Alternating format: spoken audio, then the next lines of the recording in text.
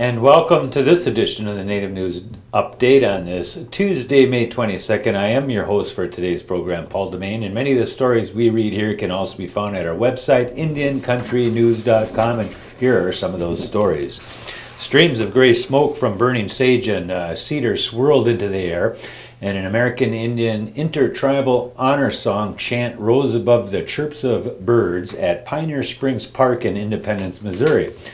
Cupping an abalone shell filled with the burning embers, Millicent Pepion, part Blackfoot, part Navajo, waved smoke around her body from head to toe and then did the same for her 13 fellow travelers.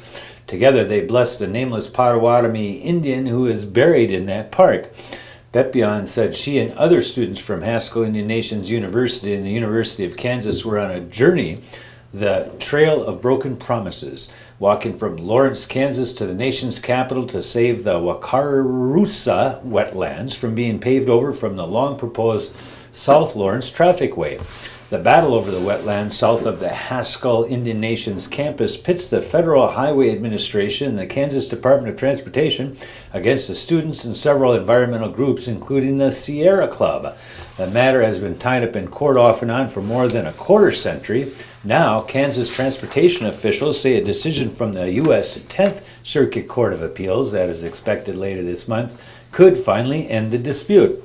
The students walk 58 days and more than 1,300 miles from Kansas on the back roads of Missouri, Illinois, Indiana, Ohio, through the Appalachian Mountains, West Virginia, and Pennsylvania, will take them to Washington, D.C.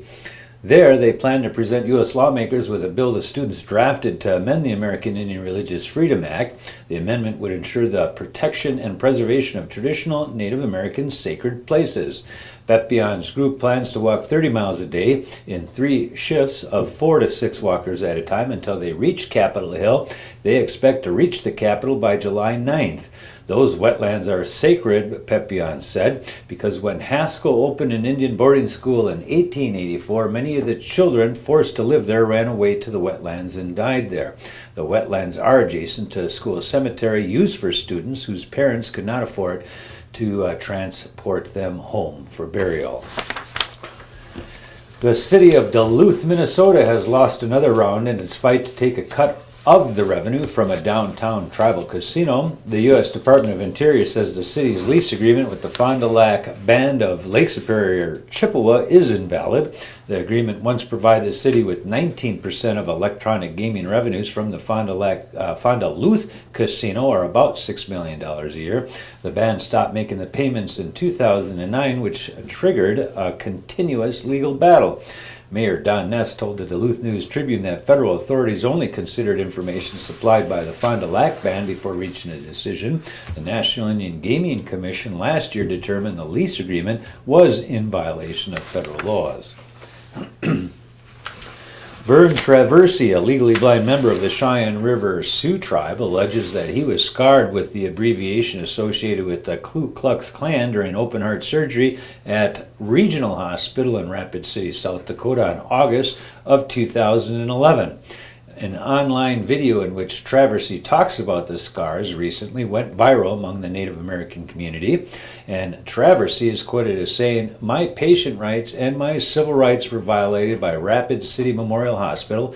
I'm scarred for life, but now I seek justice." A couple hundred protesters demanded justice on May 21st from the Rapid City Regional Hospital for the Lakota man who said the initials KKK were carved into his chest during surgery. Regional Hospital's Chief Executive Officer, Tim Sagru, says the hospital would welcome the opportunity to comment on Traversie's case, but cannot without his written permission due to a federal patient confidentiality law. Not in attendance at the protest, Traversie, 69, issued a statement about the show of support by the Native community and called for a criminal investigation. The Rapid City Police Department did investigate Traversie's allegations, but at the request of the demonstrators and family have referred the case to the FBI, Rapid City Police, according to the Rapid City Police Chief Steve Allender. Shot on location in the isolated town of Barrow, Alaska, on the ice is the first feature-length fiction film made in Alaska by an Inupiaq writer-director and an entirely Inuit cast. Writer-director Andrew Opia McLean is an independent artist who is one of the first of many cinematic voices from the part of the world that has been profoundly under or misrepresented in film. One of his goals with the film, along with the producer Carol Marcos, is to reach a significant national audience. In doing so, blaze a trail for filmmakers who are enthusiastically working towards the same goal. On the Ice premiered at the 2011 Sundance Film Festival, and McLean was named Best Director at the American Indian Film Festival last year. The film itself has gone on to play at more than 30 film festivals worldwide and has received numerous accolades, including the Best First Feature Award, as well as the Crystal Bear at the 2011 Berlinale. That's a big film festival over in Europe, and hopefully you get a chance to see that if you haven't seen it as of yet. You're gonna be waiting a long time. What? The sun doesn't set till August. Thanks for the info.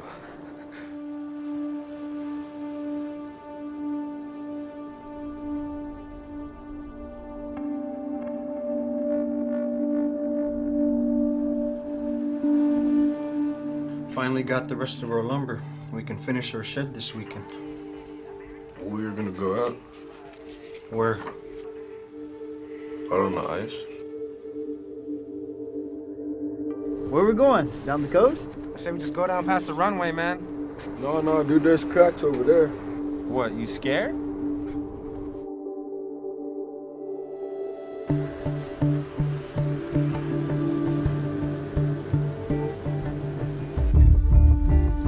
Tell me what happened. He fell through the ice. We had some fog. Didn't see the crack.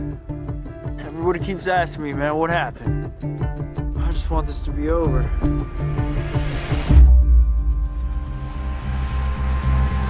What did you see out there? Where's my son? I've been out all day looking for the body of your friend. You have to help him. He loves you so much. They can't find out what we did. Get the hell out of here! I'm gonna get to the bottom of this. Everybody's so freaked. They think he drowned. What the hell happened? That's my knife, man! Where did you get my son into? I didn't need you. What did you do?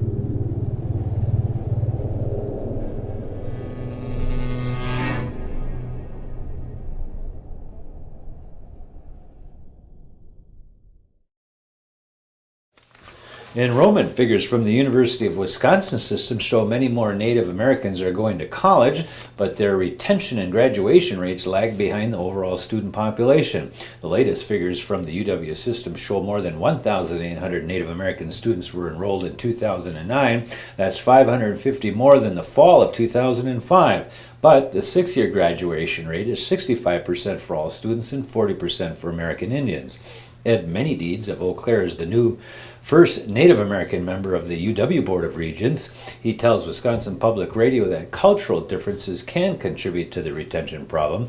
He says UW campuses need a center dedicated to American Indian students. Northland College in Ashland, for example, is opening an Indigenous Peoples Center.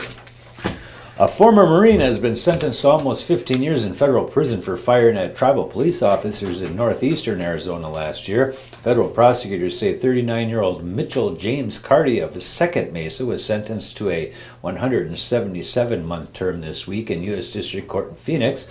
Carty pled guilty in February to use of a firearm during a crime of violence, assault with a dangerous weapon, and assault of a federal officer. Hopi police officers responded to the domestic violence incident on October 5th, 2011.